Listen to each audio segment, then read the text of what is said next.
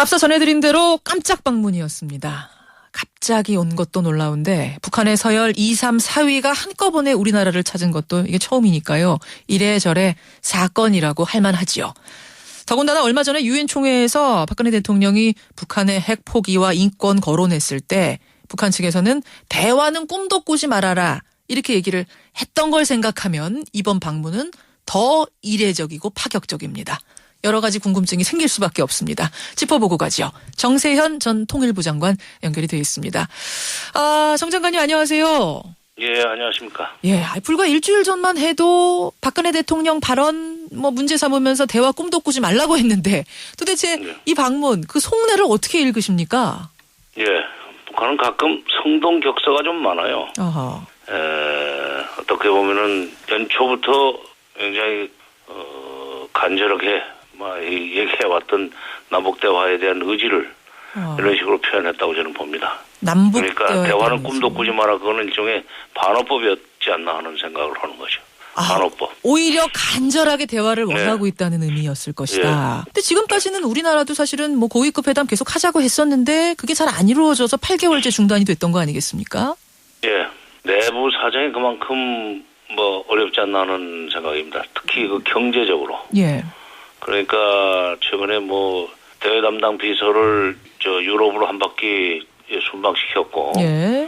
또 이수영 외상을 미국 유엔에 보내가지고 유엔 총회 연설도 하지만 미국 접촉을 기대했었는데, 예. 그게 잘 안 되지 않았어요. 그랬었죠. 그다음에 또 북일 간의 납북자 송환 문제에 관련해서 북일 간에 교섭을 해왔는데 그게 일본의 대북 그 제재가 조금 풀리는 그런 그 기미도 있었지만 그것도 잘 안 나가고 있습니다. 예. 그러니까 일본 통로도 안 열리고 미국 통로는 열지도 못했고 유럽에서 뭔가 돌파구가 마련되나 했는데 그것도 안 됐고 그러다 보니까 결국 갈 때는 남쪽밖에 없었지 않나.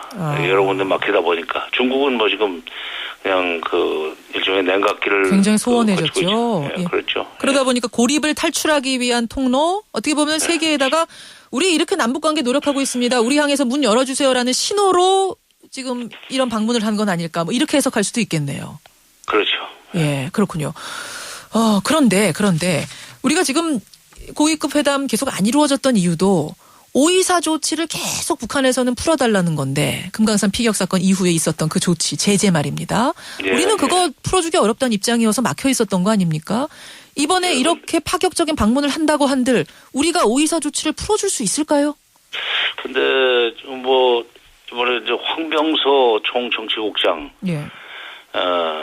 실질적으로 넘버 2라고 봐야죠. 예. 그 사람이 내려왔을 때 우리 쪽에 안보실장이 상대를 했단 말이죠. 이전까지 가가지고 그런 점에서 서로 만나가지고 웃고 얘기까지 해놓고 그쪽에서 요구하는 걸 갖다 일치에 안 들어준다는 것은 그건 또 도리가 아닙니다. 그러니까 간접적으로 얘기할 때는 또 몰라도 직접 만나가지고 그쪽에서 예를 들면 5.24 조치는 좀 풀어야 되지 않겠느냐.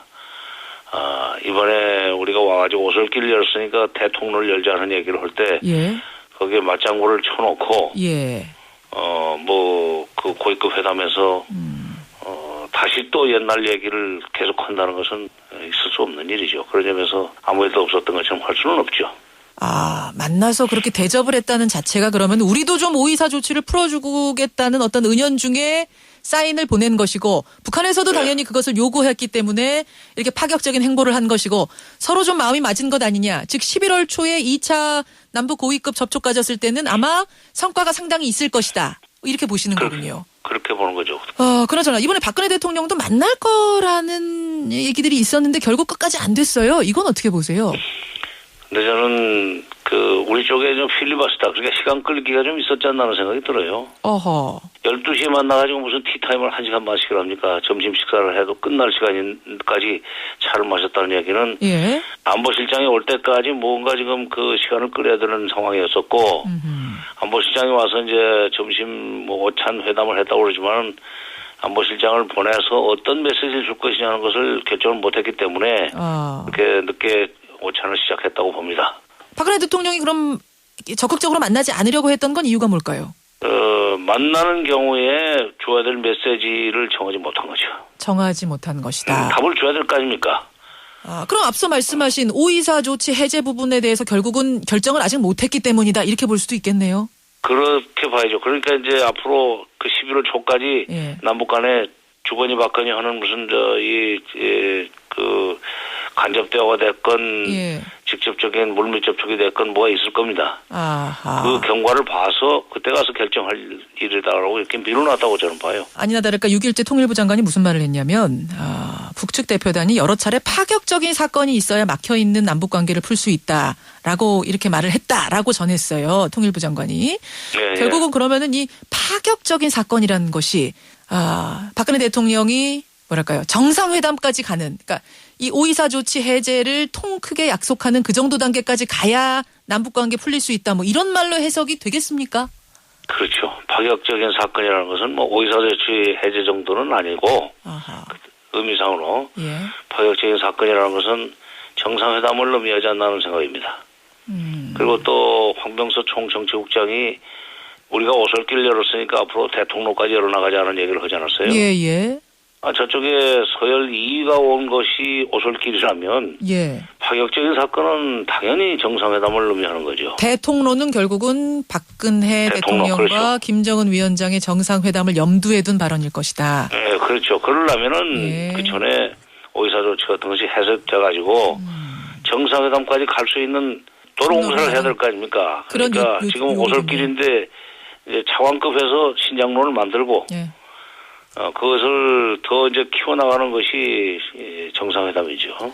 11월 초에 2차 남북 고위급 회담에서 524 조치 해제해달라. 그리고 나서 대통로 열자. 파격적인 그렇죠. 사건 남북 정상회담 우리 한번 이뤄내보자. 이렇게 연결이 되는 거군요. 메시지가. 예. 우리가 어떻게 대응할 것 같습니까? 그 지금 북한의 은유적인 요청들 받아들일까요? 저쪽은 적극적인데. 예. 우리는 조금 깐깐하게 할 것 같습니다.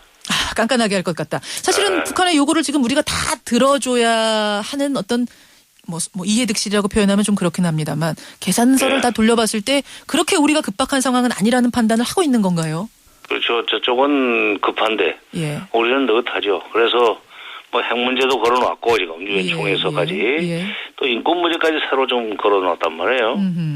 그러니까 뭐 524 조치 뭐 이런 걸 떠나서 핵 문제에 걸려 있고 인권 문제까지 다시 또 사실상 조건화하는 그런 식으로 되어 있기 때문에 그 스스로 이렇게 쳐놓은 장벽이라고 그럴까 한계를 어떻게 우리가 뛰어넘냐 하는 문제가 있습니다. 우리의 내부적으로. 자, 어떻게 해야 된다고 보세요? 그러니까 상황께서는. 어떻게 보면은 우리가 쌓아놓은 장벽이라는 것을 우리가 어떻게 뛰어넘냐 하는 문제가 있는데 그거는 진짜 통 큰 결단이 있어야 됩니다. 뛰어넘어야 된다고 보십니까?